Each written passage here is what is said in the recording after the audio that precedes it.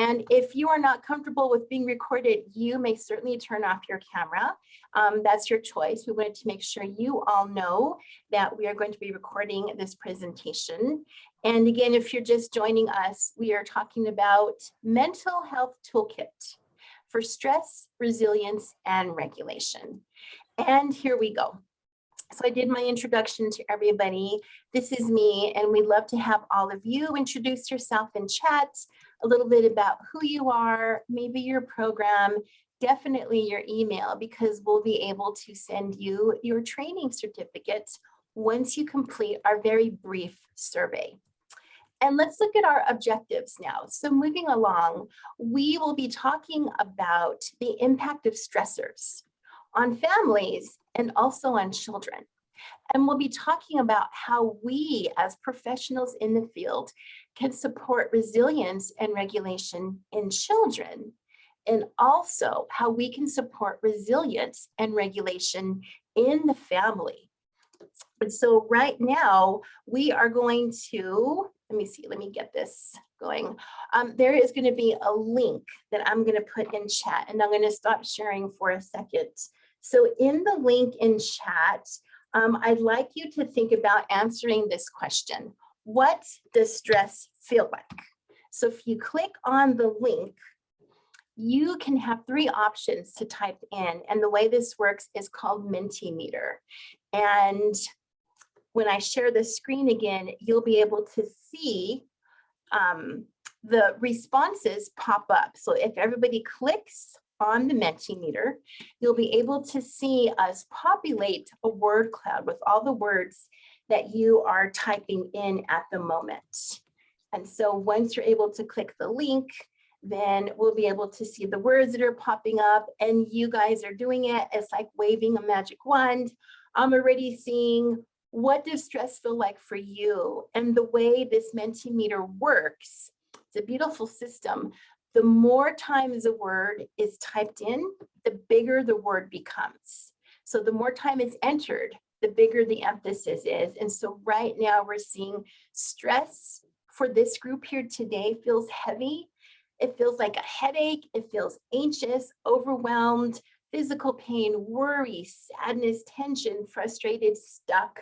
Wow, you guys are really good at describing what stress feels like. Depression, exhausting, headache. I'll leave this up again for a little bit longer. These are all the ways that we feel stress. What does stress feel like for us? And we're adults. We're able to identify where we feel stress. We're able to identify what it might look like and how it manifests. We're seeing, again, heavy, exhausting, overwhelmed, anxious. And I'd like everyone to think a little bit about the perspective of a child, a baby in particular, a toddler. They're just learning to communicate with the whole world.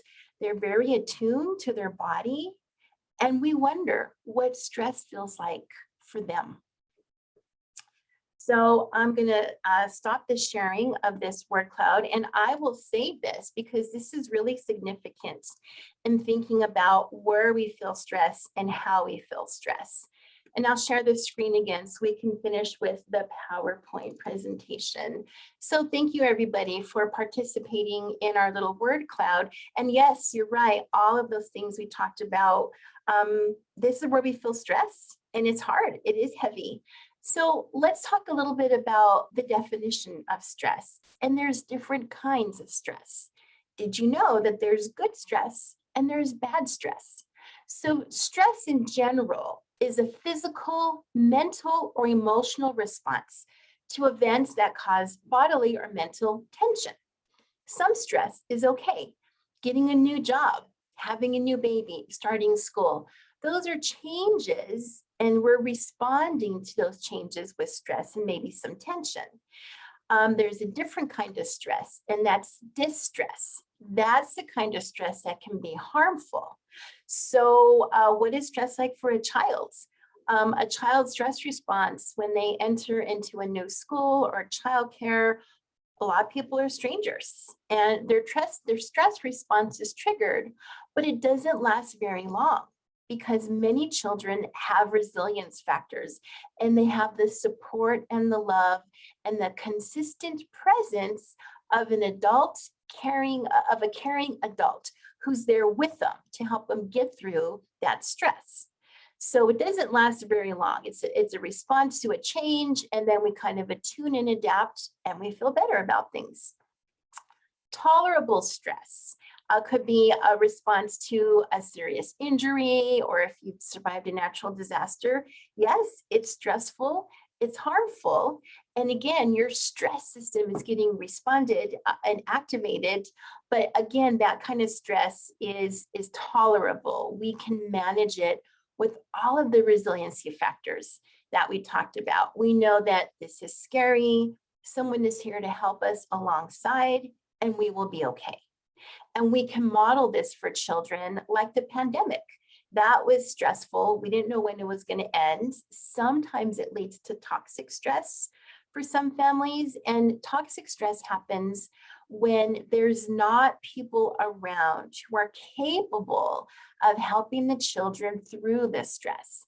There's not anybody the child can depend on consistently to help them respond, manage their fears, manage their emotions, and manage their responses. So those are the situations where we're not able to develop manageable and healthy coping skills. So the key to helping children through that stress is really being that adult and being there for children.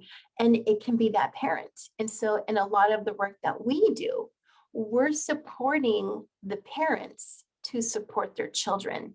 It's that beautiful parallel process. And let's think about what are some of the events around this current pandemic. It's ending for some, it's starting up again in some areas. Again, we're in that time of uncertainty. We're in that time of not knowing, but we do know. We do know something about our response to the stress from the pandemic a year ago. We were sitting in a very different situation a year ago. We had no clue what was going to happen. We had no vaccination available. There really was no way to prepare ourselves. And one of the biggest issues with our stress response is there's so much conflicting information. So we know that events around the pandemic are very stressful for families, and they're stressful for kids and parents. In these pictures here, we see how stress manifests. And we know that children are experiencing mental health challenges, and adults are experiencing mental health challenges. And just like my friend Irma said, as she was coming on, it was before our presentation officially started, she was sharing that she's visiting families again as a home visitor.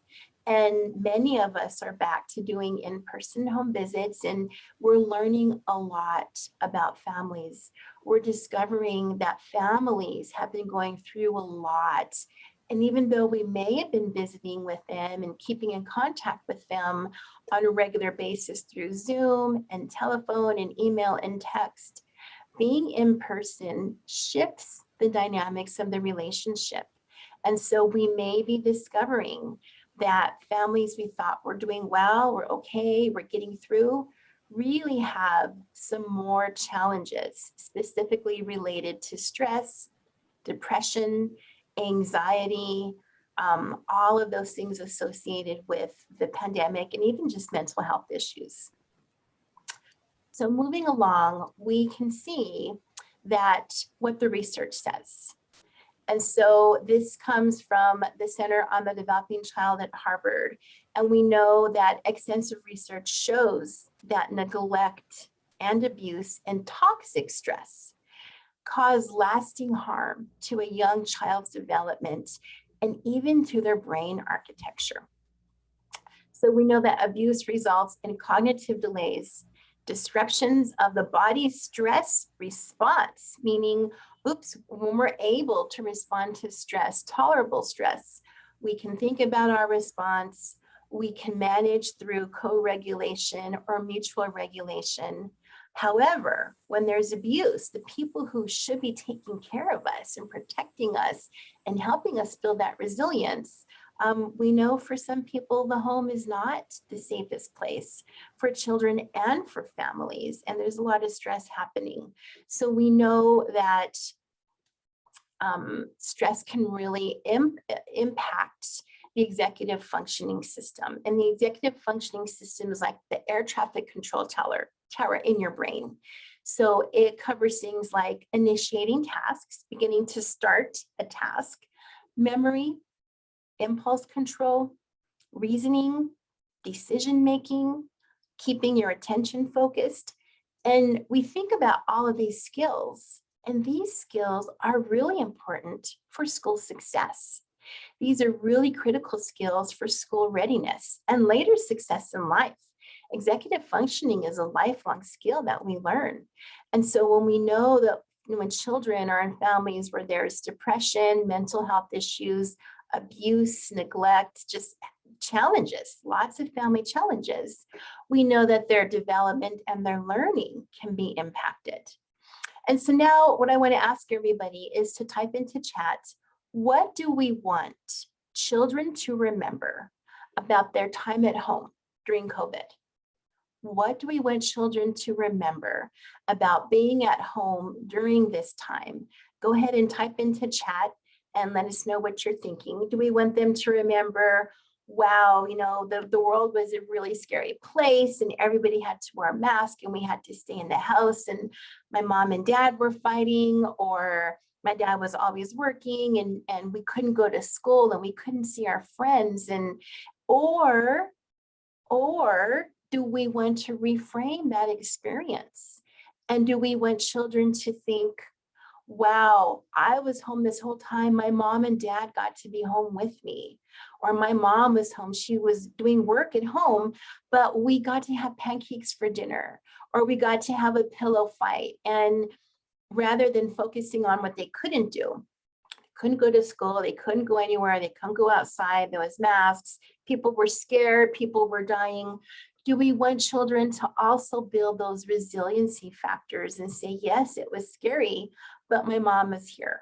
Or yes, it was scary and I got to see my grandma on the computer and I got to see my home visitor on the computer.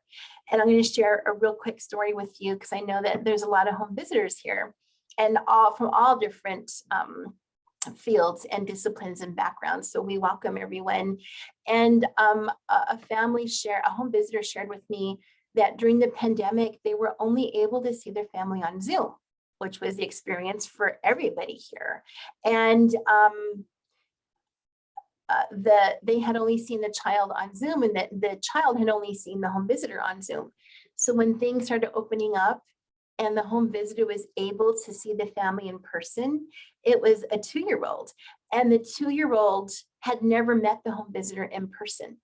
And the home visitor was talking and reconnecting with the family. And the 2-year-old just kept saying, you were on TV. You were on TV.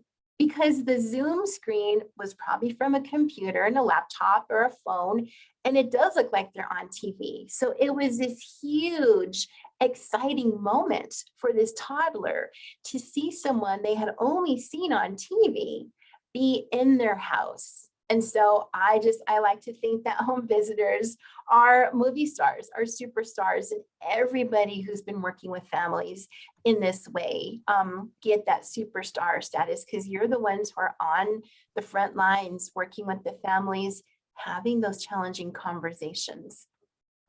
Yes, superhero. So I'm looking at the chat and I'm seeing that some of the things that we're hoping that children remember are the ability to adapt. Oh, I love it. Bonding, fun time with parents. Even though it was frightening, yes, that's the exact definition of resilience, Claudia, when there's something hard to get through and we can get through it and we can bounce back. That's resilience. Fun quality time, family memories of togetherness, they're safe and they're loved. That's beautiful, Diana. Opportunity for connections and outside time, love, kindness. Erica's talking about togetherness with family, flexibility. Exactly, you guys get it, bonding. Molly's reminding us through hardship, I was able to be more resilient. What a beautiful message for us to help impart a child to understand and make meaning and make sense out of their experiences. Yolanda reminds us patience and love. We want children to remember patience and love. Rosalba talks about opportunities to share feelings. Yes, you're talking about emotional competence. You're talking about being able to identify feelings through social emotional development and to be able to regulate, which then leads to executive functioning. You guys get it. You guys got it. This is awesome. Stacy talked about positive family moments. Yes, in the middle of the chaos and the unknown, there was definitely some positive family moments. Embracing communication on another level. I'm so glad we're recording this, you guys. This is awesome. We could do a year of training on all the things that you all talked about that are really important that we want children to remember. And we are going to keep moving on. So thank you everybody for engaging in chat. So why does this matter? Why does it matter what children remember about the COVID? What does it matter what children remember about being home? Well, we know that New Mexico is 50th in the nation, or now we're 49th in the nation in child well-being, and that's not good enough. We know that this matters because New Mexico's child abuse and neglect rates are twice the national average. This was before the pandemic. That is not good enough. This also matters because between 2018 and 2019, the rate of substantiated, meaning it was proven, the rate of substantiated abuse increased from 15 per 1,000 to 21.5 per 1,000. That, if you do the math, is almost a fifth, 1/5, almost 22% of 1,000 people, there's abuse that has been substantiated. And that's scary, everybody. That is very scary. And you all see it firsthand. So getting us back a little bit to think about some of the brain development and why this is so critically important. Neurodevelopment, I'm a neuro nerd. And so we want to think not only of the physical abuse, but the emotional cost. What is the cost when children are experiencing abuse and neglect or any of the adverse childhood experiences, scores, ACEs, and how neurodevelopment impacts how the adverse childhood experiences impact the brain. And I could if you guys are, maybe we need to, thank you everyone. And I know when you're working at home, you have all these people in your home, and we're happy to help support you. So when we get stressed, this is how stress impacts the brain. When we get stressed, cortisol is released, and it goes directly to the prefrontal cortex, and it inhibits executive function. We just talked about the importance of executive functioning and how it is needed for school readiness and school success. So when you get stressed, cortisol gets released, it goes directly to the prefrontal cortex, and it inhibits, it challenges, it prevents those executive functioning decisions. Again, there are those mental processes that help us plan, focus, pay attention. And when that happens, we really have to dig deep and think about regulation. There's different kinds of regulation, self-regulation, co-regulation, mutual regulation. So when we know when the brain is just swimming in cortisol and there's no break, remember, there's tolerable stress where you get stressed and then things go back to a normal level. Toxic stress means your brain is constantly releasing that cortisol and your brain architecture is constantly being inhibited. That is where we talk about how stress can disrupt and change the brain architecture, which means fewer connections. So if you look at this slide here, all of these, this is a brain cell, this is a neuron, and it has all these little connections, and the neurons travel along like a freeway, super highways, and they're called synapses. And what happens when there's disruption? What happens when there's cortisol sort of blocking it? It's like driving down I-40 and there's construction, right? You can't get anywhere. You're not going anywhere. It's stuck. It's broken. And that's what happens sometimes when children are constantly immersed in that stressful situation.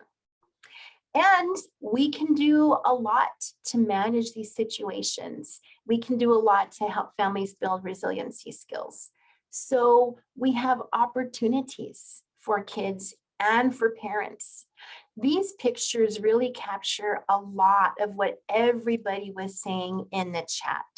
When we were thinking about what do we want children to remember during this stressful time, all of you said family time, sharing, bonding moments, spending time together. All these pictures are pictures of family doing just that.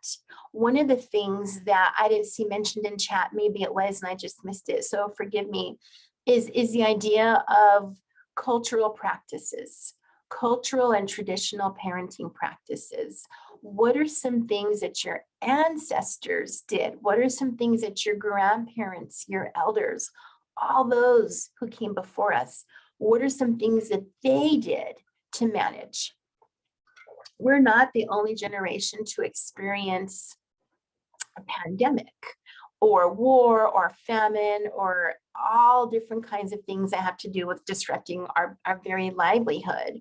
A lot of our elders and relatives were in wars, were in famines, were in all different kinds of things that resulted in poverty and stress and depression as well. And what can we learn from them? We know that we inherit our patterns of responding to stress through epigenetics, especially through our grandmothers. So if we had a grandmother that lived in a really stressful area like the Holocaust, that would alter her DNA and it would alter the eggs inside of her. So when she gave birth to your mother also has those DNA receptors that light up a stress response. That's what epigenetics is about. And you inherit those as well. But it's not just a one-way street. So we inherit the responses, the stress responses to historical and to cultural trauma through epigenetics. And we also inherit those systems of managing and coping and responding to stress through resilience. So we can thank our ancestors if they had to fight off a bear, if they had to go work really hard to find food or fight off an attacker. That is also passed on to us, which results in our own resiliency. So we talk about some opportunities for kids and for parents, and really it's play, it's spending time together, it's the concept of serve and return. And let's learn a little bit more about that. Resilience.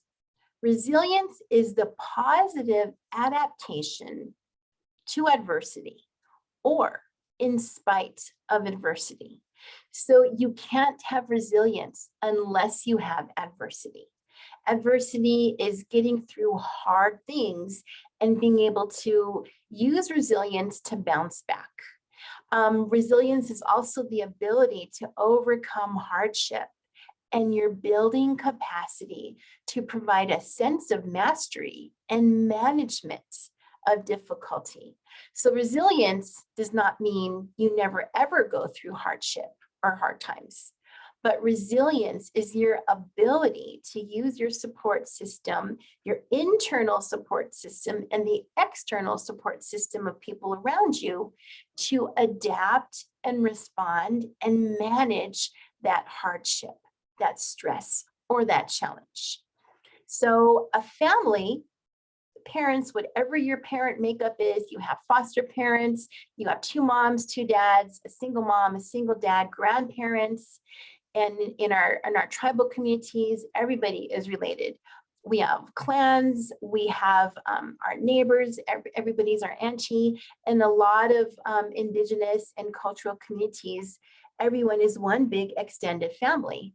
And so we know that a family is a child's first responder. We are the first ones, if we're part of that child's family, to help them respond and to overcome hardship. And the important part of resilience is always built on the relationships and the attachment that children have with those important people in their lives. Who are those important people? Those important people are the ones who provide safe, stable, and nurturing relationships that are continuous over time. Those important people help provide a predictable, low stress, loving, and playful environment. And we know that those children can grow and develop and respond with resilience because of the growth that occurs through that everyday play, the fun factor, the happy moments, making pancakes, building a fort, having water balloons fight in the backyard. We know that exploration is a part of that play and a part of that discovery with that important person. And also a really important thing that we all have the opportunity to have during the pandemic is exposure to a variety of normal activities and resources. Routines, our daily routine. We get up, we have breakfast, we read a story, and then we get on our laptop. Maybe we need to do some work and our kids are there. They've grown accustomed to our routines. And now a lot of children are looking at their routines changing as they're heading back to the school system. So all of these relationships and attachments really result in resilience. So when bad things happen, when there's challenges, adversity, those children can bounce back with the help of adults. So adults are the first responders, and we can help parents be responsive to their children's stress. So the next question is, how can parents help a child build resilience? Again, it happens because something challenging happened. And it happens because of little disappointments and little challenges. And it happens because of big disappointments and big challenges and big things that happen to families. And so a child's sense of self, their self-identity, how they think about themselves and consider themselves, develops from the outside in. It develops from the feedback from parents and the adults around them, their teachers. And it also develops internally from the child's own internal logic of control. And so they're able to think about, I'm good at sprinkling sprinkles on cupcakes, but I'm not good at washing my hair because it gets in my eyes. And so children develop this sense of identity about themselves and what they're capable of. And some of them say, I want to do it myself. And others say, I need help. So that's part of how they develop their internal feedback system. And then of course, a lot is influenced by the external feedback system, the feedback that families and parents and caregivers give them. So we know in order to help the children, we can look at the parallel process and help support parents to help support children. So I want everyone to think for a minute. I'm going to stop sharing for a second. I want everyone to think for a minute, and you're either welcome to engage in a discussion, you can turn off mute, you can come off chat, you can type into chat. Think about some messages of encouragement that you remember from early childhood. What are some messages of encouragement you remember hearing from early childhood? I'll type this in chat.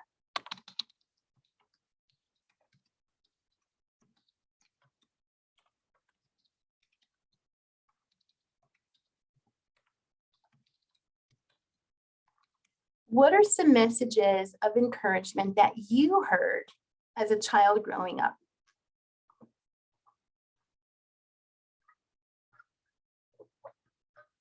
Does anybody want to be brave and come off mute and share?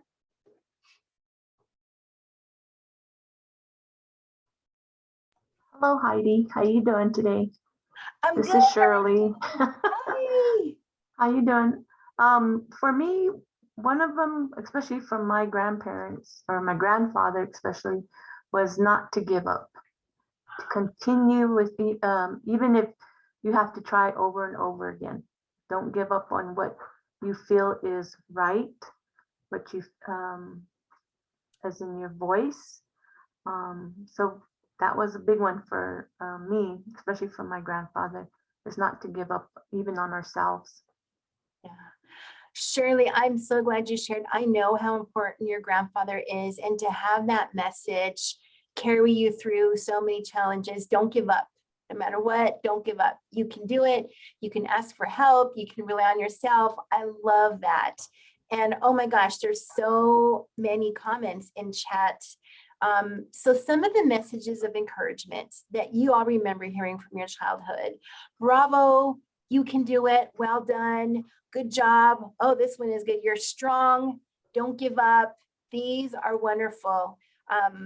Molly says her grandma used to tell her, you have stick to it-iveness, meaning that you're not going to give up. You're going to stick with it until it's done. Mary shares the messages she heard is awesome. I knew you could do it. Keep going strong. These are beautiful messages. All of these messages help build resilience for a child when things are tough. Shauna shares that her message about growing up is remember who you are and where you come from, and that will keep you strong in life. And what a beautiful message.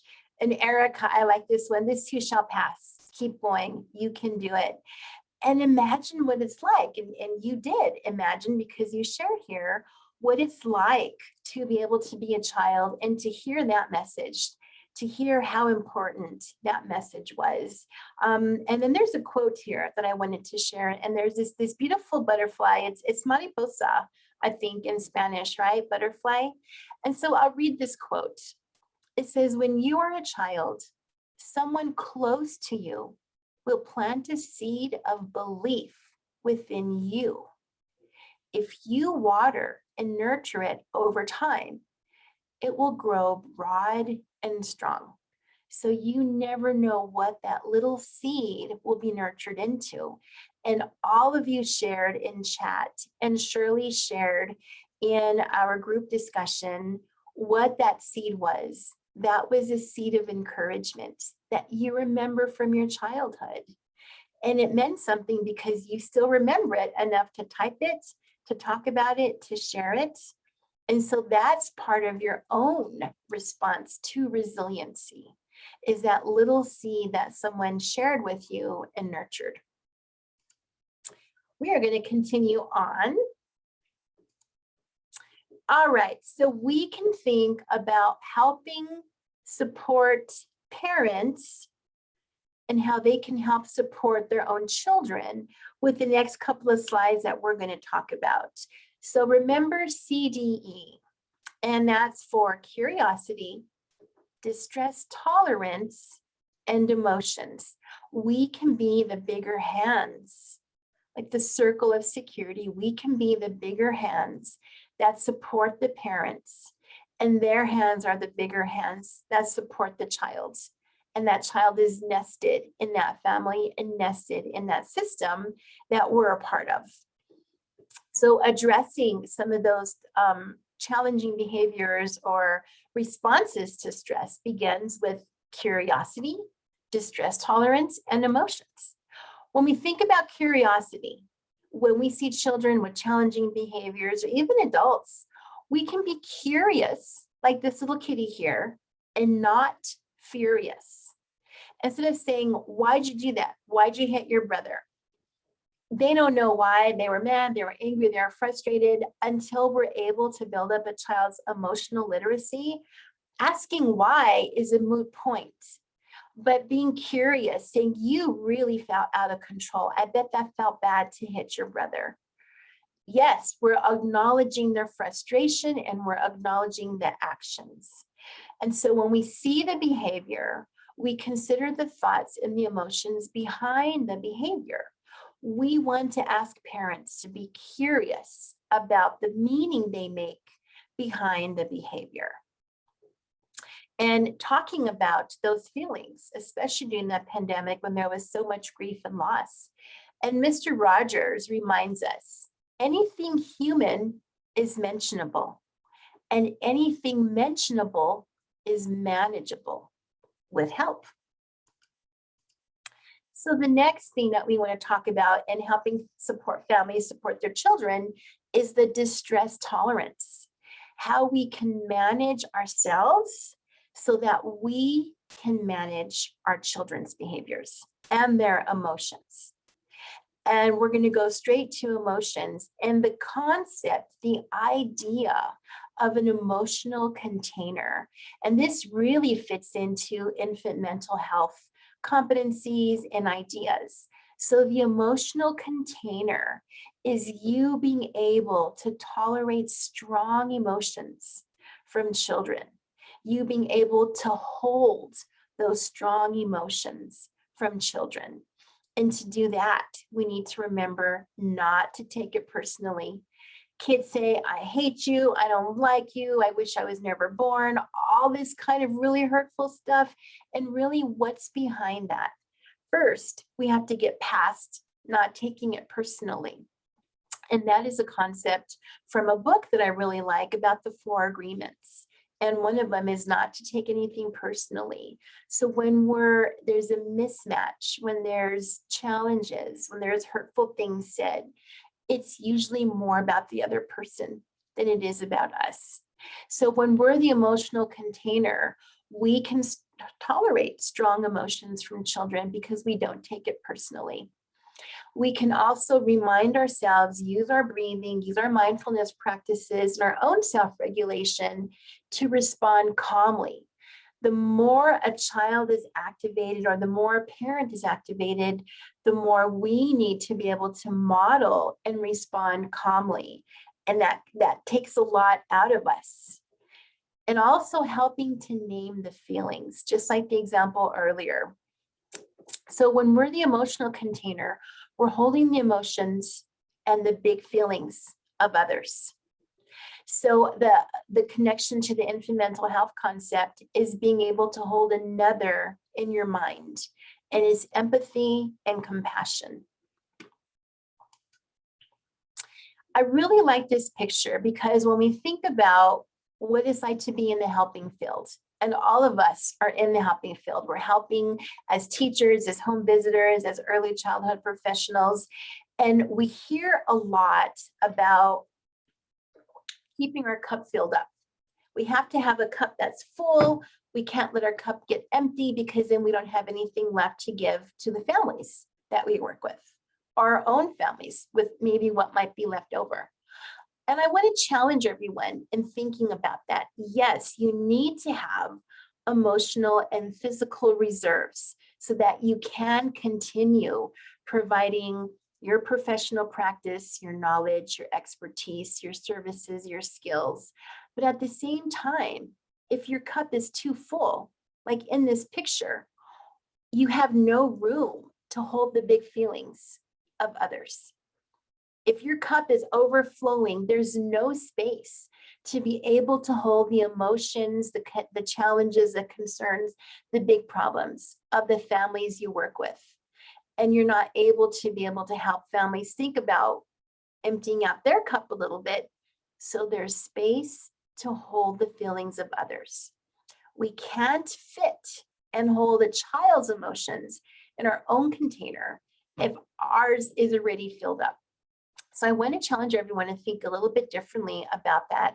Yes, you need to have some reserves in your cup and your emotional competencies and physical competencies, but if it's filled up with too much of your own stuff, then you're not able to hold the big feelings of others.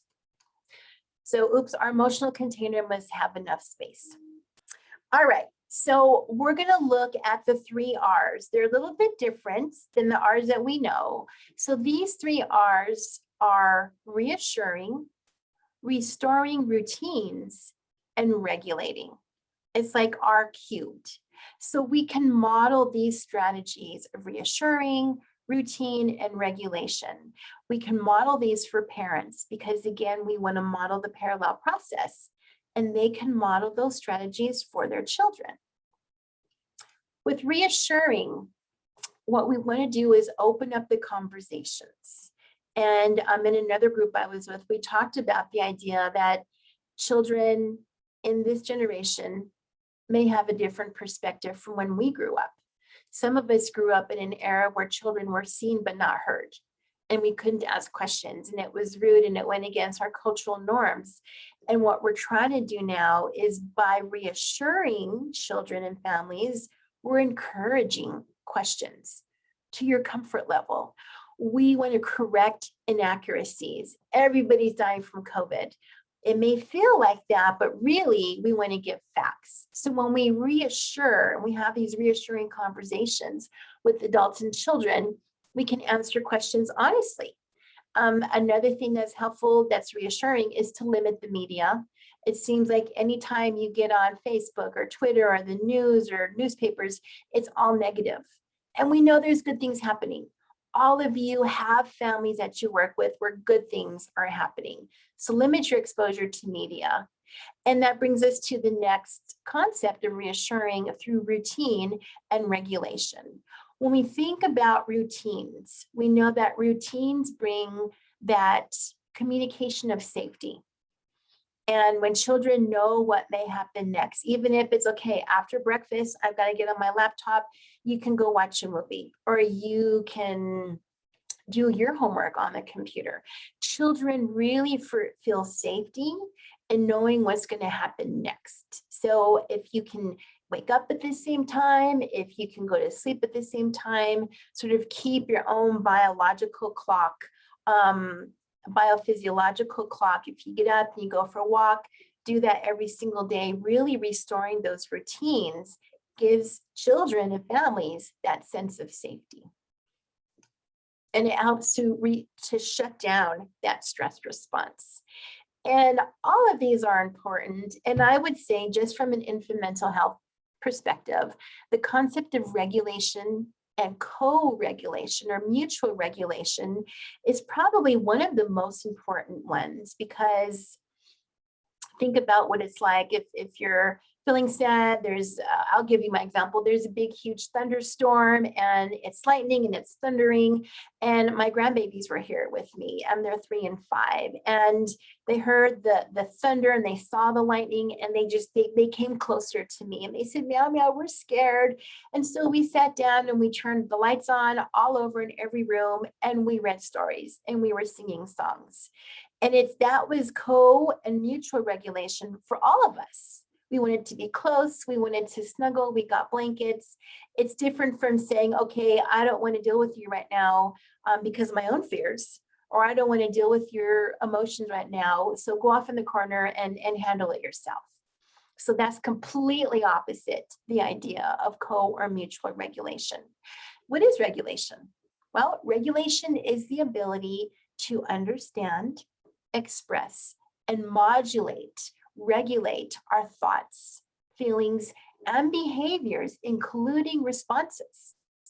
Babies are born with the limited capacity to co-regulate, and they need our help. This is probably the most important part of the presentation. Co-regulation or mutual regulation, just like we see in this picture here, happens when that important adult provides loving, responsive interactions that provide support to a child. This is how we build resiliency. This is how we say, all right, the next time there's a storm, I'm going to hold you and I'm going to keep you safe, and you're going to be okay. And gradually they learn how to regulate their responses, and they do it with the help of another adult. When we recognize and respond appropriately to young children, we're providing co-regulation through attachment and social connectedness.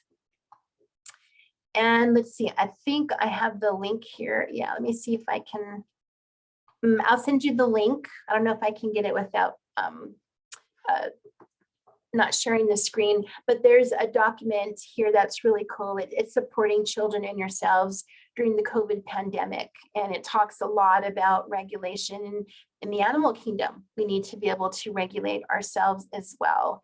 So I will make sure I send that out. So what we're going to do with the rest of our time today is thinking a little bit about mindfulness. And we're going to think about calming our stress response. And we're going to think a little bit about what we need for caregiver self-regulation. And so what I'd like everyone to do is to put both feet on the floor and to pick up something in front of you. And it could be something that's very small that fits inside of your hand. And if you can see, I picked up this little tiny eraser and I'm going to hold it in my hand. So everyone find something, a paper clip, a piece of paper, a crumb, anything you can hold in your hand. And I want you to make a fist, even get a penny. Make a fist, a tight, tight, tight fist. And the most important job that this hand has is to stay closed. So by being closed, this hand is providing safety. So don't let this hand open. Now get your other hand and try to open up your closed fist. As you're trying to open up the closed fist, both hands are working against each other.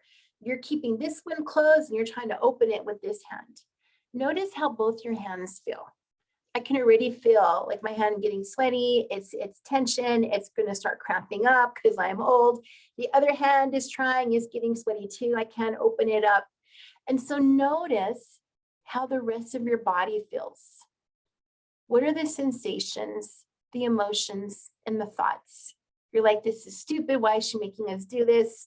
Okay, so now release your hands. Shake them out. Shake out your hands. And you can just come off mute or in chat and share, how does your body feel? When your hand was closed tight, what did you notice about how your body felt? What did you notice? Tense, yes. Tense, tense, tense. Wow, everybody got the same word. Tension, my shoulders became tense, says Molly. Yes, there was tension. I deliberately walked us through an experience where we felt tension. Okay, so we're going to do this again, and it's going to have a different ending. So stick with me, everybody. All right, again, get that same little object and hold it in your hand. You can switch hands if you want. You can keep the same hand, whatever you'd like. So this time, you're going to hold it in your hand. You're still going to make a fist, but it's going to be a loose fist. It's not this make or break kind of thing. It's going to be to support whatever object is in your hand. So you can close your fist, but it doesn't have to be tight. And this time, with your other hand, you're going to create a support for the hand holding your penny, your object, whatever it is. So this hand is staying closed. The other hand is supporting the closed hand. And I'm going to read a passage for everyone. As your hand is closed and your other hand is supporting the first hand, say to yourself, I am here. I see you. I got you. How wise of you to stay closed. I am here with you. I am supporting you. I am here for you. Take a deep breath. And now notice how the rest of your body feels. We just learned or remembered how to hold and support and to love ourselves. We can transform movement, including the closed fist, into something more healing. And for many of us, all of the stress we felt was in that closed fist. How does your body feel now? So Victoria is saying she's feeling relaxed, she's feeling worthy. Notice how your body felt when you had that support underneath. Sheila says a little relaxed. Irma says peaceful, relaxed, secure, empowered, relieved, calm, wonderful. And what changed about that experience? You still had a closed fist, but what changed is the support. And that's what we want to do with the families with whom we work. We want to be that support system, and we want families to be that support system for their children. We've got a few minutes left, everyone, and I want to make sure we get through all of the information that we have. So some of these, and I'll send this out on PDF to everybody. It's not rocket science, it's not top secret. All of this was taken from open sources.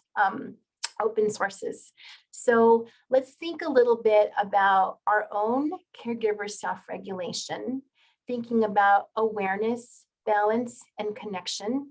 And all of those strategies that we talked about with children, the reassuring, their routines, the regulation, those are just as important for us.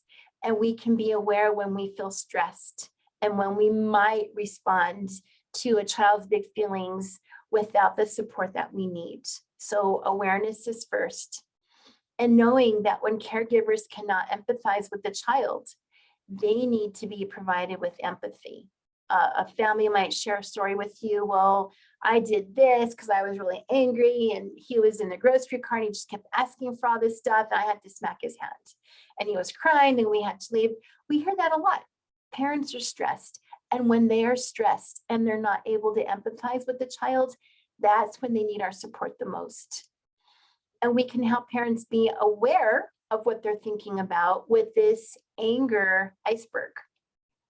The top is anger. It's the feeling that most people are most comfortable demonstrating. And underneath that anger, there's grief, shame, helplessness, worry, jealousy, disappointment, rejection, fear, guilt. There's hurt, there's frustration, there's regret. And so part of our job in building emotional literacy and being that emotional container for parents to hold their big feelings so they can hold their children's big feelings is being aware of that stress and that feeling of what happens and having increased awareness of our feelings, especially what are your anger triggers? What am I feeling? What is my child's perspective? It's really perspective taking and preparing. And one of the strategies that we have is balance. How do we bring back that balance? Some of it is advanced preparation. Maybe this little one was upset in the grocery store because he forgot his rabbit or his dump truck, or maybe he was hungry, or maybe they had just had to do too many errands that morning. He missed his nap. We don't know, but those are some things we can be curious about with the family. And then being in the moment. Oh, okay, Laura says you have to go. So real quick, everyone, before you leave, I just have a couple slides left. Make sure that you are able to, let me put this in there. Make sure that you're able to do the survey, and I'll put this in the chat right now. So for those of you who need to go have it, in order to get your certificate, you'll need to finish your survey. So I just have a couple things more and I'll share again.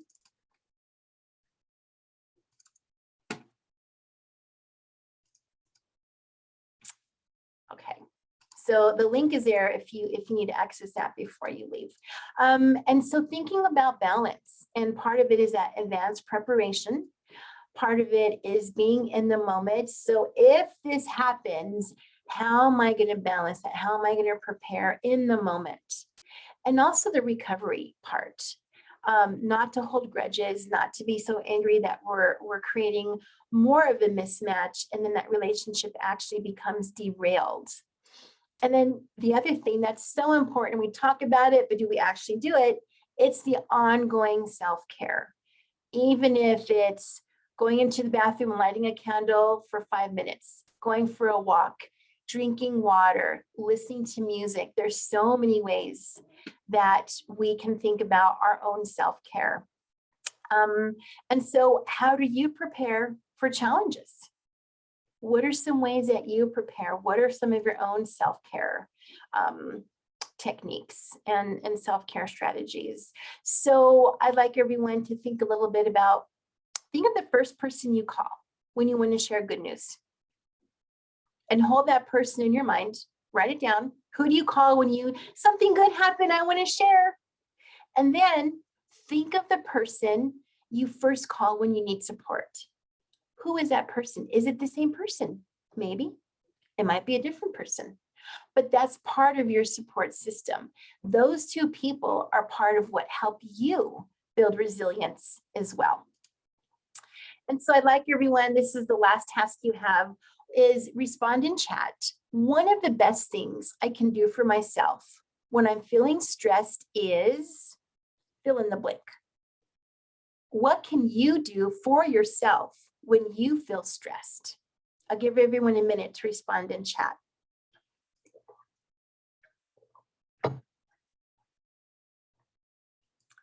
What are some things you can do when you're feeling stressed?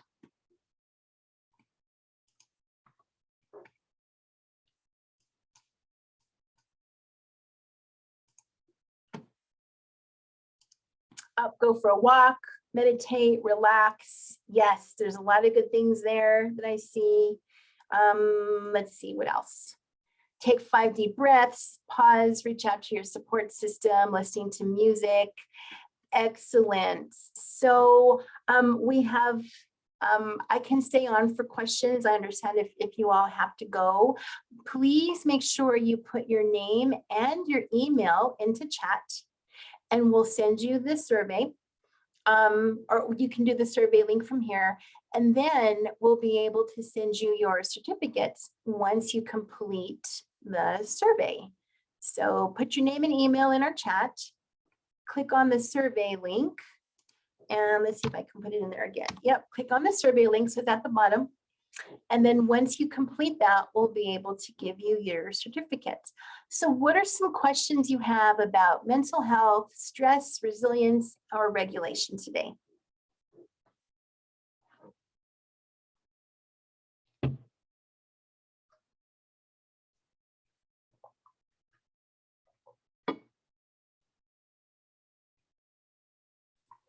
Hi Heidi, this is Stacy. You can hear my kids in the background playing the piano.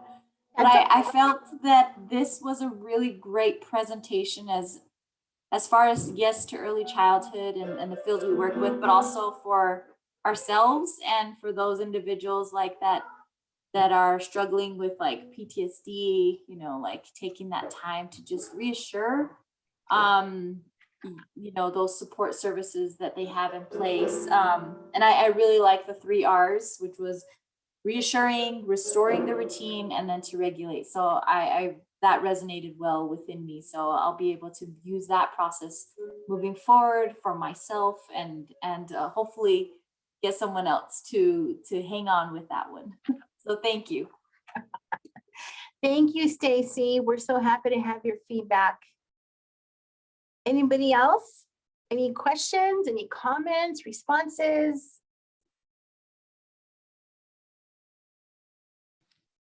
I just wanted to say thank you, Heidi. I feel like you did a really great job of creating the space for us to discuss and apply what you have shared with us today.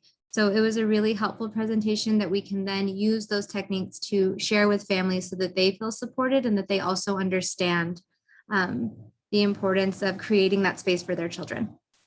Yeah. Oh, Diana, thank you so much. And as you're talking, I'm thinking about, we're all in that helping field. How do we start our community healing?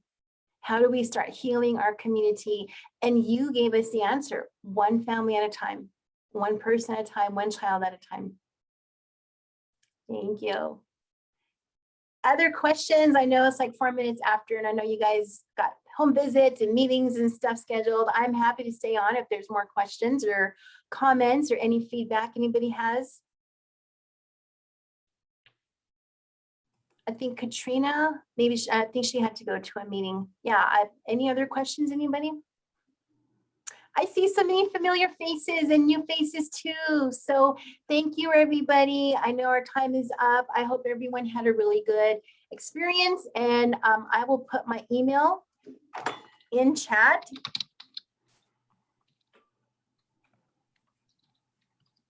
If you need to get a hold of me, you are more than welcome to do that. So I'm going to